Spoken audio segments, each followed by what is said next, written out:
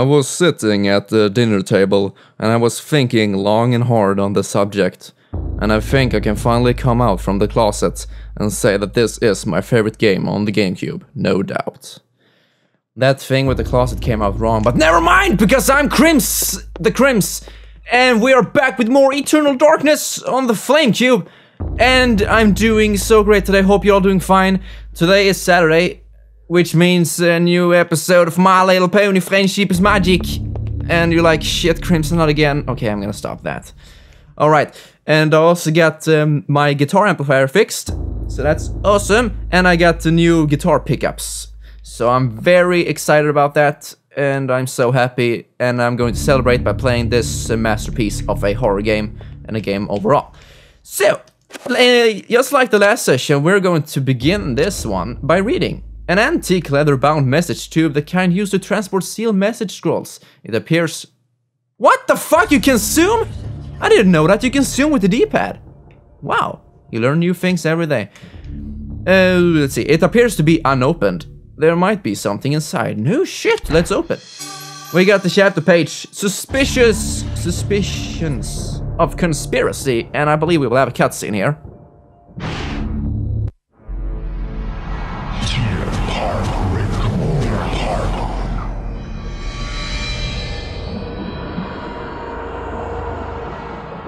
Thy presence is long missed, my liege.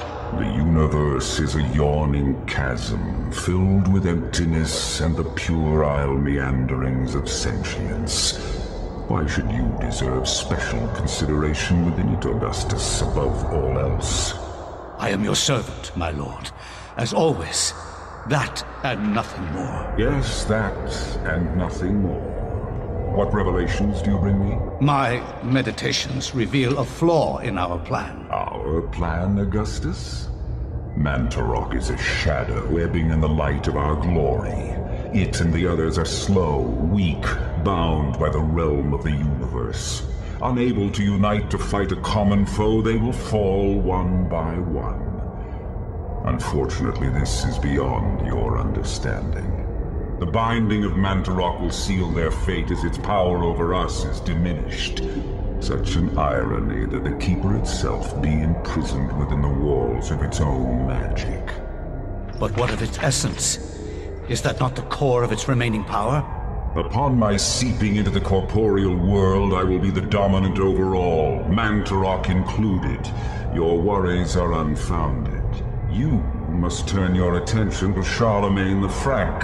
His continued presence within the world is far more serious to our cause. As you wish, Master. He will be dead before the week is out. And now you all know why I picked Olaf as Pius's god or whatever. Oh, that voice acting makes me moist. And what he said in the beginning, the very first thing Olaf said, is so... it's in there, but never mind. We're going to start now with using this chapter and reading Suspicions of Conspiracy. Shit! From my research, it is apparent that the endeavors of mankind are mere puppetry at the hands of the ancients. Whenever a king vows reform, the ancients move quickly to stifle it. Under the auspices of Emperor Charlemagne the Frank, the new Holy Roman Empire was at the height of its power.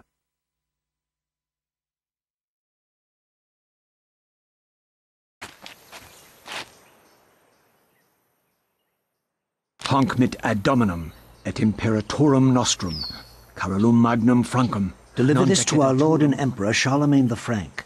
No one but him must see it. They are words for his eyes only. At once.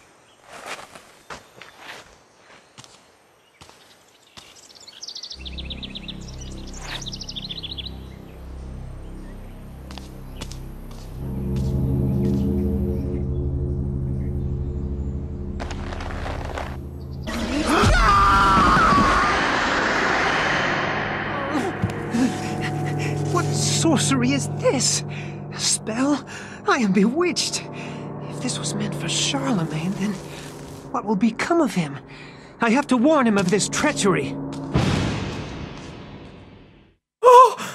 I'm bewitched! Oh no! No, they did that again. They changed from whatever language to English, like that. They can't make the same mistake twice. I mean, there must be a reason for it, but I can't figure it out. And we are playing as Anthony in France, 814 AD in France. Anthony cannot leave, yet Charlemagne must be warned of the conspiracy against him. Well, monks, you better start talking. Oh shit, we can punch. You know, that's why I love this game. You can give things a taste of your fist. Maybe not these guys.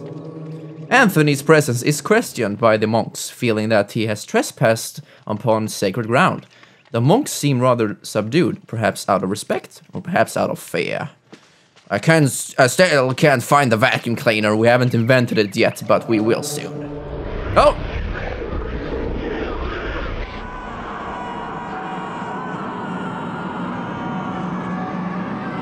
Okay. Elia! She is no statue! No! And even Pius, almost. He's a half statue. Is that because we like cut him off in that training sequence? We have screaming faces on the floor. I know what I want for Christmas! Cradled in what appears to be a leathery hand lies a mysterious book. It is bound in human skin and intricately decorated with shrunken bones. It beckons and yearns to be possessed. Should Anthony claim the Tomb of Eternal Darkness? Yeah, why not? That just happened. We got some flashbacks, and now we have the Tome of Eternal Darkness. And I'm still unsure, is it Tomb of Eternal Darkness or Tome? I'm not sure at all. I think I'm going to stick with Tomb. Or Tome. Never mind, I'm just gonna say whatever I feel. Oh. Wait. Warm sunlight filters into the room through these windows. Tiny dust motes drift, caught in the rays of the dying sun, fighting the growing shadow. I can make love to this game. I mean, just the small details. I just love it. Ooh, a blue urn rests upon the shelf. Okay, well, let's look at it. While fumbling around, the urn slips from Anthony's stiff fingers, dashing itself into fragments as it hits the floor. Well, you suck! Oh, when we got a magical rune. Isn't that special? Holy fuck, this will be hard to explain, but luckily we have a tutorial, so. Runes are the key element in creating spells. By collecting and combining runes in different ways, different spells can be created. Spells are magical incantations that enhance the character's natural abilities. Spell list, pretty explanatory. New spells, yeah, we can experiment and try different combinations to discover new spells. This section is an inventory of all the spells we have acquired. Or wait, all the runes, right? And quick spell is like hotkeys, you can cast them very quickly. So yeah, here's a collection of all our runes, but we only have one and we don't even know what it is yet. So not going to explain that too much right now. We will tackle that situation when it comes. Ooh, shiny. Anthony reaches out for the medallion, but the monk says it is a venerable artifact required for his research and should not be touched. Well, I can touch... No, don't do that. A bewildering array of books and tombs sorted neatly on a set of shelves. Mostly books of a religion nature. They sit beneath a skein of dust, as if no one has touched them. Ugh, looks like they don't believe in the religion anymore. We need guns and that's all we need. Okay, let's quit the dilly-dallying and get to Charlemagne the Frank after I talk to this guy. After Anthony briefly describes his mission, the monk informs him that Charlemagne was last seen in audience with the bishop in the visiting chamber. Is this the one? Muffled voices emanate from inside the bishop's visiting chamber. However, the door is locked and Anthony will need the bishop's key to enter and gain an audience with Charlemagne. Why don't you just knock on the door? Why? Maybe they were like, oh, we have a new guest, please come in.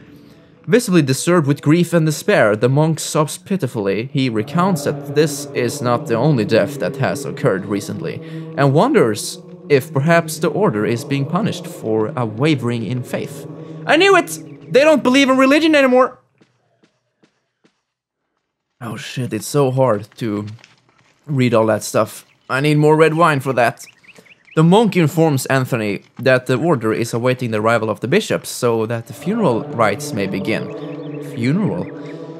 There is much grieving to do, since this is not the only recent death among the order. Is even people dying now? Look at this shit. No, do not open it yet. The monk cordially greets Anthony, however he brings grave news of the loss of one of his order, who fell from the tower to his death. His tone is guarded, leaving Anthony wondering if indeed this is the truth. Maybe he's the killer! We will find out as soon as we open this chest. A funeral casket made from unfinished wood. It is not properly sealed and could probably be opened. Should Anthony open the casket? I don't see why not.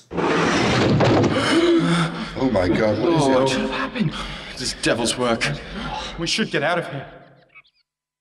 You have proven what we have feared the most. This poor man has been the victim of great evil. Look how his body has been defiled, as if something has burst out from inside him. Here, take this for your protection. And find the bishop. He must be informed of this horrible discovery. Anthony has acquired the Skrakmasax. Okay, Skrakmasax. Thank you very much for that, there, monkey. Monkey. And right off the bat, this is definitely one of my favorite chapters in the game. I can't say which one is my favorite because they're all so great, but this is definitely one of them. And there's these small details that makes me love this chapter, and that was one of them. The way he says, take this for your protection. Like, get that adventure feel. We're going somewhere, we're going to kill some shit and find the bishop, we have an adventure. We're learning about runes and stuff. I love it. And shouldn't have ate that sandwich Ada made me. Always poisonous. Oh look, there's no monks anymore, so we can just take this. Hopefully. A mysterious gold medallion rests upon the desk. Pick it up. Sparkly. Sparkly! Take it! We have acquired thus Circle of Power. Here we go. Circles of Power describes the amount of power that a spell will have. The more points within that circle, the stronger the spell will be. Well, that wasn't too long. Okay, so spells. We're going to learn a lot about that in this session, or this chapter. Amongst the tombs and manuscripts, a book brings attention to itself. Oddly pristine on the dusty shelf. It doesn't quite belong. Let's move it! That seems like the logical thing to do.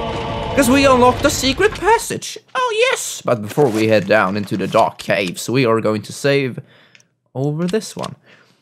And you can see that the portrait will change depending on where we are in the game. Like we are in Alex, we're playing as Alex, but it was after we played as Elia. So that's why we get that.